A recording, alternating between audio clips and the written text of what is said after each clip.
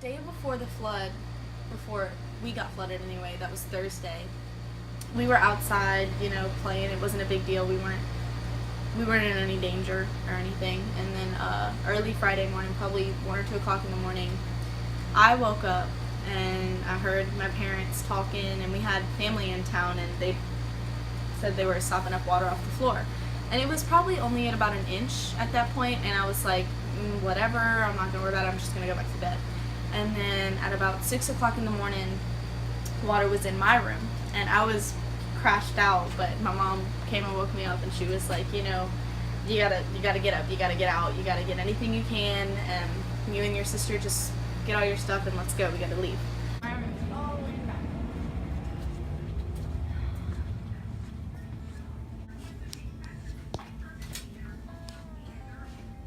It's a little weird seeing it kind of chopped up and stuff. It was probably only about right there, right at my shins. And then by the time we were leaving, it was already almost close to my knee. Got everything that I could off the floor and onto my bed, and but that wasn't even really helping because the water was about to be like on my bed. So it might have been for the best that the flood happened because I got rid of a lot of stuff, but it was just a lot to handle at the time. 4 o'clock in the morning, and we had my cousin came, and she was here for the week to visit, and she was in the den, and she woke me up telling me that there was water coming into the house.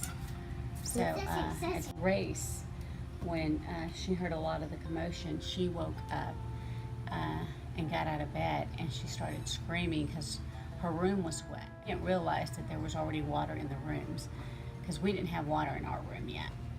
And that was kind of, I felt bad for her because she had no idea what was going on.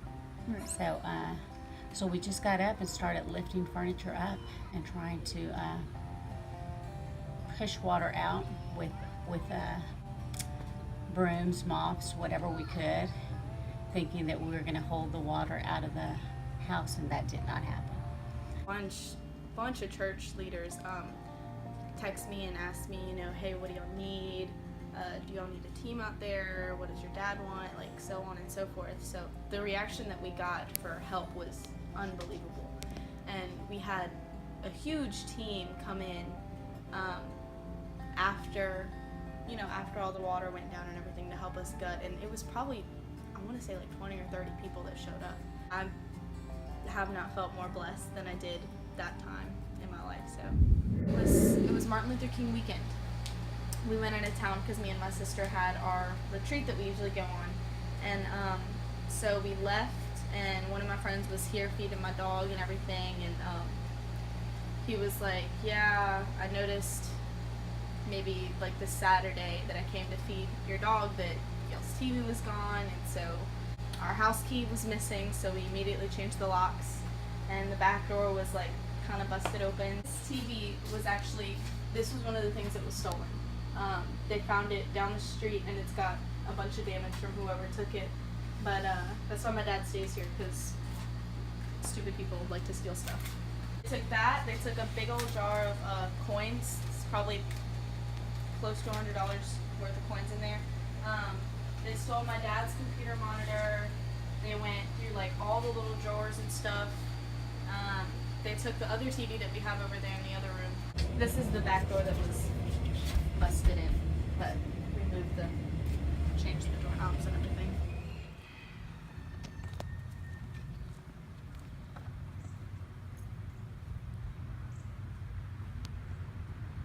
My mom sleeps here where my 12-year-old sister is laying down, and then I sleep here where they've got half their fort set up. Couches are kind of worn down by now at this point. Kind of feel bad because by the time they get their couches back, it's gonna be old couch. Won't be as comfortable. We keep all our clothes in bins and baskets and all that. So that's my mom and my sister Emma, that one over there, the 12-year-old. And then this is the babies and me and shoes everywhere. It's really hard to keep organized in this place. This is our closet pantry, whatever you want to call it. So just this shelf, and this shelf is all our pantry stuff. They've got their stuff in the back and up here up top. And then my little sister Emma likes to do Legos, if you can't tell. So she's got all her little stuff in here.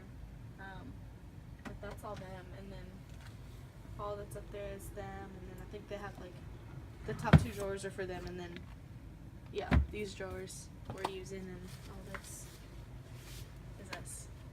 You know, we've got all we need.